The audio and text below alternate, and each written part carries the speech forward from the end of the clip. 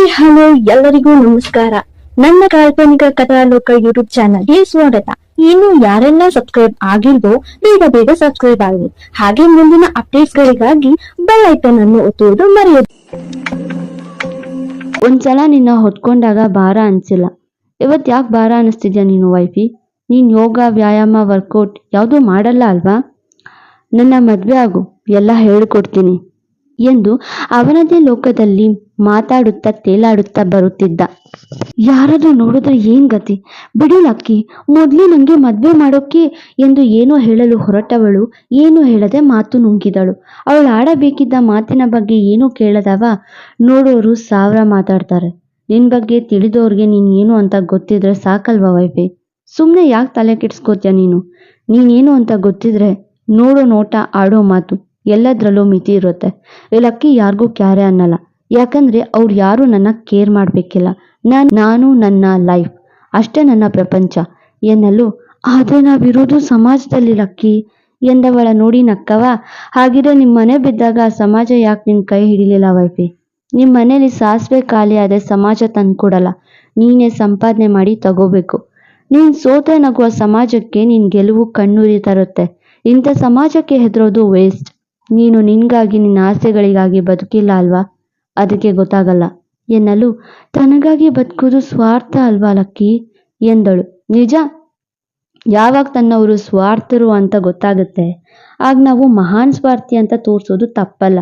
For your kind information, lucky ಸ್ವಾರ್ಥಿ, ಮಹಾನ್ ಸ್ವಾರ್ಥಿ ಎಂದಾಗ ನಗುವ ಚಾರು, ನೀನ್ ಏನ್ ಹೇಳ್ತೀಯ ಅದ್ ನೀನಲ್ಲ, ನೀನ್ ಹೇಗ್ ಕಾಣ್ತೀಯ ಅದು ಕೂಡ ನೀನಲ್ಲ ಎಂದಾಗ, ಇರೋ ಸತ್ಯ ಹೇಳಿದ್ರೆ ಯಾರೂ ನಂಬಲ್ಲ. ಈಗ ನಾನು ನಿನ್ ಕಣ್ಣಿಗೆ ಒಳ್ಳೆಯವನು ಅನ್ಸುತ್ತೆ, ಅದೇ ಲಕ್ಕಿ ಏನೇ ಮಾಡಿದ್ರು ಎಂದಾಗ, ಲಾಭ ಇಲ್ಲದೆ ಮಾಡಲ್ಲ ಎಂದು ಅವಳೇ ವಾಕ್ಯ ಪೂರ್ಣ ಮಾಡಿದ್ದಳು. ಪರವಾಗಿಲ್ಲ ವೈಫಿ, ಚೆನ್ನಾಗಿ ಅರ್ಥ ಮಾಡ್ಕೊಂಡಿದ್ಯಾ ಎನ್ನುತ್ತಾ ಔಟ್ ಹೌಸ್ ಬೆಲ್ ಮಾಡಲು, ಈಗ ಬಂದಿದ್ದಾಳೆ ನೋಡಪ್ಪ ಎಂದು ಚಾಡಿ ಹೇಳುತ್ತಾ ಬಾಗಿಲು ತೆಗೆಯುತ್ತಾಳೆ ದಿಯಾ. ಅವಳನ್ನ ನೋಡಿದ ಲಕ್ಕಿ, ಶೋ ನಡೆಸ್ತಿಲ್ಲ, ಸೈಡ್ ಬಾ ಎಂದು ಹೇಳಿದ್ದೆ ಪಕ್ಕ ಸರಿದಳು. ಚಿಕ್ಕಪ್ಪ ಸೋಫಾ ಮೇಲೆ ಕೂತಿದ್ದವರು ಲಕ್ಕಿ ಬಾಹುವಿನಲ್ಲಿರುವ ಚಾರುನ ನೋಡಿ ಉಬ್ಬು ಗಂಟಿಕ್ಕುತ್ತ ಎದ್ದು ನಿಂತರು. ದಿಯಾ ಬಾಯಿ ಮೇಲೆ ಕೈ ಇಟ್ಟುಕೊಳ್ಳುತ್ತಾ ಅಚ್ಚರಿಯಾಗಿ ನಿಂತಿದ್ಲು. ಬಿಡು ಲಕ್ಕಿ ಎಂದು ಚಾರು ಇನ್ನ ಒದ್ದಾಟದಲ್ಲೇ ಇದ್ದಳು. ಆದ್ರೆ ಬಿಡುವವನಲ್ಲ ನಮ್ಮ ಬೀಬಿ ಅಲ್ವಾ? ಅವಳ ಬೆಡ್ರೂಮಿಗೆ ಕರೆದುಕೊಂಡು ಬಂದು ಮಂಚದ ಮೇಲೆ ಮಲಗಿಸಿ ಅವರ ಹಿಂದೆಯೇ ಬಂದಿದ್ದ ದಿಯಾ ಕಡೆ ನೋಡಿ, ಕಾಲ್ ಗೇಟ್ ಆಗಿದೆ, ಹುಷಾರಾಗಿ ನೋಡ್ಕೊ ಎಂದು ಆವಾಜ್ ಹಾಕಿ ಅವಳಿಂದು ಮೂತಿ ಉಪ್ಪೆಂದು ಇಟ್ಟುಕೊಂಡು ನೋಡುವಾಗ, ಕೇಳಿಸ್ತಾ ಎಂದು ಜೋರಾಗಿ ಕೂಗಾಕಲು, ಹೂ ಎಂದು ತಲೆ ಆಡಿಸಿದ್ಲು ದಿಯಾ. ಹಾಗೆ ಹೊರಗಡೆ ನಿಂತಿದ್ದ ಚಿಕ್ಕಪ್ಪ ಶ್ರೀಕಂಠರ ನೋಡಿ, ಶ್ರೀಕಂಠಜಿ, ನಿಮ್ಮ ಮಗಳಿಗೆ ಈಗೇನೋ ಕೇಳಿ ತೊಂದರೆ ಮಾಡಬೇಡಿ, ಅವಳು ನಿದ್ದೆ ಮಾಡಲಿ ಎಂದು ಚಾರು ಕಡೆ ನೋಡಿ, ಗುಡ್ ನೈಟ್ ವೈ ಎಂದು ಅರ್ಧಕ್ಕೆ ನಿಲ್ಲಿಸಿ, ಪ್ರಬಲೆ ಎಂದು ಹೊರ ಹೋಗಿದ್ದ. ಆದ್ರೆ ಹೋಗುವ ವಿವಿ ಮನಸ್ಸಲ್ಲಿ ಆಗ್ಲೇ ಅವಳು ಅಷ್ಟು ಅತ್ತು ಸೊರಗಿ ಕೊರಗಿದ ಕಾರಣ ಏನು ಎನ್ನುವ ಸಂಶಯ ಮಾತ್ರ ಹಾಗೆ ಉಳಿದಿತ್ತು. ಕೇಳೋ ಮನ್ಸು ಮಾಡಲಿಲ್ಲ, ಕಾರಣ ಮತ್ತೆ ಕೇಳಿ ಅವಳನ್ನ ಅಳಿಸುವ ಮನಸ್ಸಿಲ್ಲ ಹುಡುಗನಿಗೆ. ಅವನು ಹೋಗುತ್ತಿದ್ದದ್ದು ನೋಡ್ತಿದ್ದ ಚಾರು ಮನ್ಸಲ್ಲಿ, ನಿಜಕ್ಕೂ ಇವನ್ ಕತೆ ಸಂತೋಷ್ ಹೇಳಿದಂತೆ ನಡೆದಿದ್ರೆ ಇವನಿವತ್ತು ನನ್ನ ಜೊತೆ ಕೆಟ್ಟಾಗಿ ನಡ್ಕೋಬೇಕಿತ್ತು. ಎಷ್ಟೋ ಹುಡುಗಿಯರ ಜೊತೆಗೆ ಮೀಟಿಂಗ್ ಡೇಟಿಂಗ್ ಮಾಡೋನು ನನ್ನ ಹತ್ರ ಮಾತ್ರ ಯಾಕಿಷ್ಟು ಪ್ರಾಮಾಣಿಕತೆ ತೋರಿಸ್ತಾನೆ? ತುಂಬಾ ತಿಳಿದಿರೋಂತೆ ಸಮಾಜದ ಮೇಲೆ ಕೋಪ ಇಟ್ಕೊಂಡು ತಾನೂ ಸರಿ ಇಲ್ಲ ಅಂತ ಹೇಳ್ಕೊಂಡು ಯಾಕೆ ಮರಿತಾನೆ? ಇವನು ಹೇಳಿದ ಕತೆಗೂ ಇವನಿಗೇನಾದ್ರೂ ಲಿಂಕ್ ಇದೆಯಾ ಎಂದು ಆಲೋಚಿಸುತ್ತಾ ನಿದ್ರೆಗೆ ಜಾರುತ್ತಾಳೆ. ಆ ರಾತ್ರಿ ಚಿಕ್ಕಪ್ಪ ಏನೂ ಮಾತಾಡಲಿಲ್ಲ, ದಿಯಾ ಕೂಡ ಏನೂ ಕೇಳಲಿಲ್ಲ. ಮುಂಜಾನೆ ಆಗುತ್ತಲೇ ಶ್ರೀಕಂಠರ ಕಿವಿಗೆ ಸಿಹಿ ಸುದ್ದಿ ಕೊಡುವಂತೆ ಬ್ರೋಕರ್ ಶಂಕರ್ ಅವರು ಕರೆ ಮಾಡಿದ್ರು. ಹೇಳಿ ಶಂಕರಣ್ಣ ಎಂದು ಕೇಳಿದವರಿಗೆ, ನಿಮ್ಗೆ 4 ಹುಡುಗರ ಫೋಟೋ ಕಳಿಸಿದ್ದೀನಿ, ನೋಡಿ ಹೇಳಿ ಎಂದು ಕರೆ ಕಟ್ ಮಾಡಿದ್ರು. ಅದೇ ಸಮಯಕ್ಕೆ ಬರುವ ದಿಯಾ, ಅಪ್ಪ ನೋಡಿ ಇಲ್ಲಿ ಶಂಕರ್ ಅಂಕಲ್ ಯಾರ್ ಫೋಟೋ ಕಳಿಸಿದ್ದಾರೆ ಎಂದು ಅಚ್ಚರಿಯಾಗೋ ಹಾಗೆ ಒಬ್ಬರು ಫೋಟೋ ತೋರಿಸಲು, ಅವನ್ ಫೋಟೋ ನೋಡ್ತಾ ಶ್ರೀಕಂಠರವರು ನಿನ್ನೆ ತನ್ನನ್ನು ಆಸ್ಪತ್ರೆಗೆ ಸೇರಿಸಿ ಸಂತು ಗುಣ ಹಾಗೆ ಬಿಬಿ ಮನೆ ಕೆಡವಿದ ತಕ್ಷಣ ಚಾರುನ ಸಂತು ಮನೆಗೆ ಕರೆದಿದ್ದು ನೆನೆದರು. ಹಾಗೆ ಇತ್ತೀಚೆಗೆ ಚಾರು ಕೂಡ ಸಂತು ಜೊತೆ ಹೆಚ್ಚು ಮಾತುಕತೆ ನಡೆಸೋದು ತಿಳಿದಂತೆ ಆಲೋಚಿಸಿದ್ರು. ಇಷ್ಟೆಲ್ಲ ಆದ್ಮೇಲೆ ಗೊತ್ತಾಯ್ತಾ ಆ ಫೋಟೋ ಯಾರ್ದು ಅಂತ? ಹೌದು, ನಿಮ್ಮ ಊಹೆ ಸರಿ, ಅಲ್ಲಿದ್ದು ಕ್ಯಾಪ್ಟನ್ ಸಂತೋಷ್ ಫೋಟೋ. ಏನಿದು ಅಪ್ಪ, ಆ ಲಕ್ಕಿ ಫ್ರೆಂಡ್ ಫೋಟೋ ಎನ್ನುವ ದಿಯಾ ಮುಖ ನೋಡಿ, ಇವನು ಆ ಲಕ್ಕಿಗೆ ಫ್ರೆಂಡ್ ಇರ್ಬೋದು, ಆದ್ರೆ ಗುಣದಲ್ಲಿ ಅಪ್ಪಟ ಚಿನ್ನ ಎಂದು ಶಂಕರ್ಗೆ ಕರೆ ಮಾಡಿ 4ರಲ್ಲಿ ಯಾರು ಒಳ್ಳೆ ಹುಡುಗರು ಎಂದು ವಿಚಾರಿಸಿದ್ರು. ಅದರಲ್ಲಿ 3 ಹುಡುಗರು ತುಮಕೂರು, ಮೈಸೂರು ಹಾಗೆ ಬೆಳಗಾವಿ. ಹೀಗಾಗಿ ನಂಗೆ ಕಂಡು ನೋಡಿ ತಿಳಿದದ್ದು ಏನೂ ಇಲ್ಲ. ಅದು ಒಳ್ಳೆ ಮನೆತನದವರು. ಆದರೆ 4ನೇ ಹುಡುಗ ಅಪ್ಪಟ ಚಿನ್ನ. ನಾನು ನೋಡಿದ್ದೀನಿ. ಅವನ ಬಗ್ಗೆ ಚೆನ್ನಾಗಿ ಗೊತ್ತು. PT ಮೇಷ್ಟ್ರು, ತಿಂಗಳಿಗೆ 40,000 ಸಂಬಳ. ಜೊತೆಗೆ ಅಪ್ಪ ಅಮ್ಮ ಯಾರೂ ಇಲ್ಲ. ಬಂಧುಗಳು ಊರಲ್ಲಿದ್ದಾರೆ. ಅವನದೇ ಸ್ವಂತ ಮನೆ ಇದೆ. ತಾನು ಮದ್ವೆ ಆದರೆ ಒಳ್ಳೆ ಗುಣವಂತೆ ಆಗಿರ್ಬೇಕು ಅಂತ ಆಸೆ ಪಡೋ ಹುಡುಗ. ಕುಡಿತಾ ಇಲ್ಲ, ಸಿಗರೆಟ್ ಇಲ್ಲ, ಕೆಟ್ಟ ಜನರ ಸಹವಾಸ ಇಲ್ಲ. ತಾನಾಯ್ತು ತನ್ನ ಮನೆ ಎನ್ನುವ ಗುಣ. ಹೆಚ್ಚು ಜೋರು ಮಾಡುವ ಗುಣ ಕೂಡ ಇಲ್ಲ. ನಿಮ್ಮ ಮಗಳು ಅವನ ಜೊತೆ ರಾಣಿಯಂತೆ ಇರಬಹುದು ನೋಡಿ ಎಂದು ಪೂರ್ಣ ವಿವರ ಕೊಟ್ಟರು. ಆದ್ರೆ ಅಪ್ಪ, ಅವನ್ BB ಫ್ರೆಂಡ್, ಲಕ್ಕಿ ಸಹವಾಸ ಬೇಡ ನಮ್ಗೆ ಎಂದು ದಿಯಾ ಹೇಳುವಾಗ, ನಮ್ಗೆ ಹುಡುಗ ಒಪ್ಪಿಗೆ ಇದ್ದಾನೆ. ಹುಡುಗನಿಗೆ ನನ್ನ ಮಗಳು ಒಪ್ಪಿಗೆನಾ ಎಂದು ಕೇಳುತ್ತಾರೆ ಚಿಕ್ಕಪ್ಪ. ಹುಡುಗನಿಗೆ ಫೋಟೋ ಕಳಿಸಿದ್ದೇನೆ, ಇನ್ ಸ್ವಲ್ಪ ಸಮಯಕ್ಕೆ ತಿಳಿಸ್ತೀನಿ ಎಂದಾಗ, ಬೇಗ ಕೇಳಿ ಹೇಳಿ ಎಂದು ಕರೆ ತುಂಡು ಮಾಡುತ್ತಾರೆ ಶ್ರೀಕಂಠ. ಅಪ್ಪ, BB ಸಹವಾಸ ಇರೋದು ಅಂದ್ರೆ ಸರಿ ಇರಲ್ಲ. ಪಾಪ ಚಾರು, ಬೇಡಪ್ಪ ಈ ಸಂತು ಎಂದು ದಿಯಾ ಹೇಳಲು, ಇಲ್ಲ ಕಣೆ ದಿಯಾ, ಆ ಲಕ್ಕಿಗೆ ಕ್ಯಾಪ್ಟನ್ ಅಂದ್ರೆ ಪ್ರಾಣ. ಅವನಿಗಾಗಿ ಏನನ್ಬೇಕಾದ್ರೂ ತಡಿತಾನೆ. ಈ ವಿಚಾರ ಮೊನ್ನೆ ಕೆಲಸದವ್ರು ಮಾತಾಡುವಾಗ ಚಾರು ಹತ್ರ ಹೇಳ್ತಿದ್ದು ಕೇಳಿಸ್ಕೊಂಡೆ. ನಮ್ ಚಾರು ಇವನ್ ಕೈ ಹಿಡಿದ್ರೆ ಲಕ್ಕಿ ದೂರ ಸರಿತಾನೆ. ಸಂತೋಷ್ ಚಾರುಗೆ ಸರಿಯಾದ ಜೋಡಿ ಎಂದು ದೃಢ ನಿರ್ಧಾರ ಕೈಗೊಂಡ ಹಾಗೆ ನುಡಿದರು. ಸ್ವಲ್ಪ ಸಮಯದ ನಂತರ ಕರೆ ಮಾಡುವ ಶಂಕರ್, ಹುಡುಗನಿಗೆ ಹುಡುಗಿ ಒಪ್ಪಿಗೆ ಅಂತೆ. ಆದ್ರೆ ಹುಡುಗಿ ಒಪ್ಪಿದ್ರೆ ಮಾತ್ರ ಮದ್ವೆ ಎನ್ನಲು, ಹುಡುಗಿ ಒಪ್ಪಾಯ್ತು ಮುಂದಿನ ಮಾತುಕತೆ ನಾಳೆಯೇ ಮಾಡೋಣ ಎಂದು ಕರೆ ಕಟ್ ಮಾಡಿದ್ರು ಶ್ರೀಕಂಠ. ಹಾಗೆ ಕೆಲ್ಸಕ್ಕೆ ತಯಾರಾಗಿ ಹೋಗುತ್ತಿದ್ದ ಚಾರು, ಚಿಕ್ಕಪ್ಪ ತಿಂಡಿ ರೆಡಿ ಇದೆ, ತಿನ್ನಿ.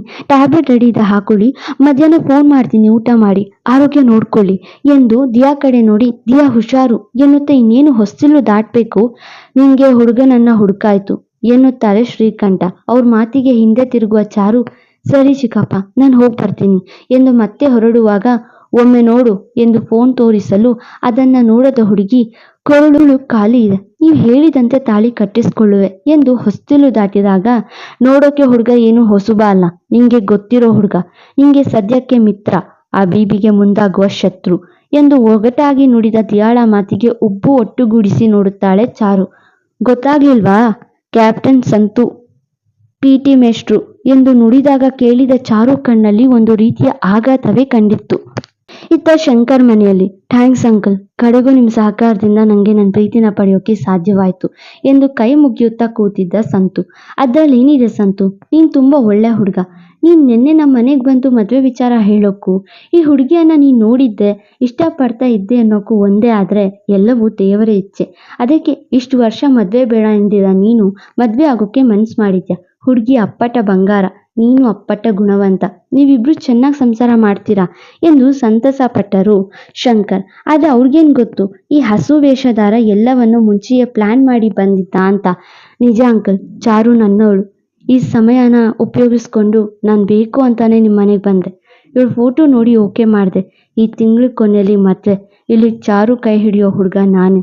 ಸಾರಿ ಚಾರು, ಸಾರಿ ಲಕ್ಕಿ ಎಂದು ಮನಸ್ಸಲ್ಲೇ ಬೀಗಿದ. ತಾನು ಮದುವೆ ಆಗಬೇಕಿರೋ ಹುಡುಗನ ಹೆಸರು ಕ್ಯಾಪ್ಟನ್ ಸಂತೋಷ್ ಎಂದು ಕೇಳಿದ ಅವಳ ತಲೆ ಗಿರ್ರೆನ್ನುತ್ತಿದೆ. ಒಮ್ಮೆ ಆ ಹೆಸರು ಕೇವಲ ಊಹೆನಾ ಎನ್ನುವ ಸಂಶಯ ಅವಳದು. ಆದರೆ ಆ ದಿಯಾ ಪದೇ ಪದೇ ನೀನು ಮದುವೆ ಆಗೋದು ಕ್ಯಾಪ್ಟನ್ ಸಂತೋಷ್ನ ಎಂದು ಹೇಳಿದ್ದು ಕೇಳಿ ಇದು ಸುಳ್ಳಲ್ಲ, ಸತ್ಯ ಎಂದು ಅರಿತಳು ಚಾರು. ಚಿಕ್ಕಪ್ಪ, ಏನಿದು? ನಾನು ಸಂತೋಷ್ ಅವ್ರನ್ನ ಮದುವೆ ಆಗ್ಬೇಕಾ?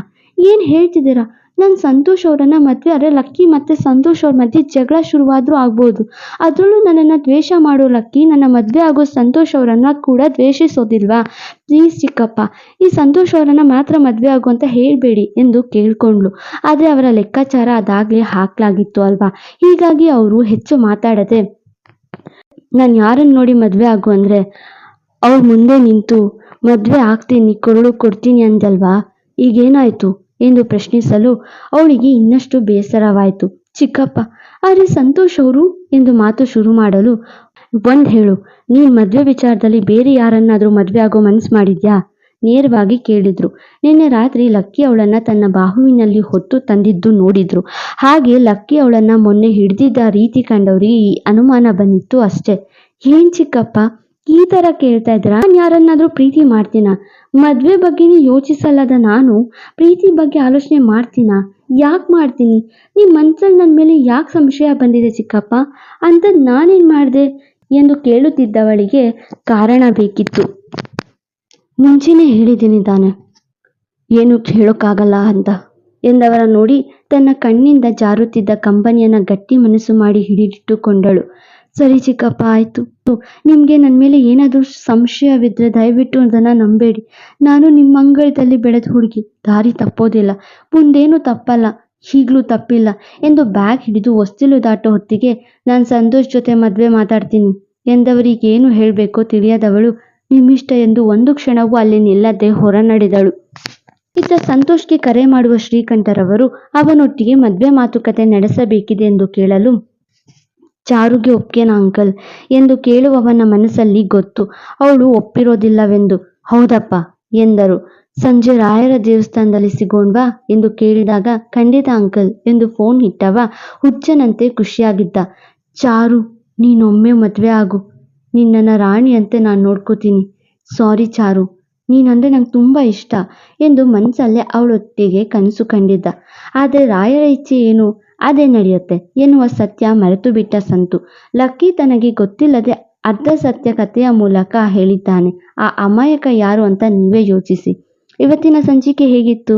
ಸಿಗೋಣ. ಲೈಕ್, ಶೇರ್, ಕಮೆಂಟ್ ಮಾಡೋದು ಮರೆಯದಿರಿ.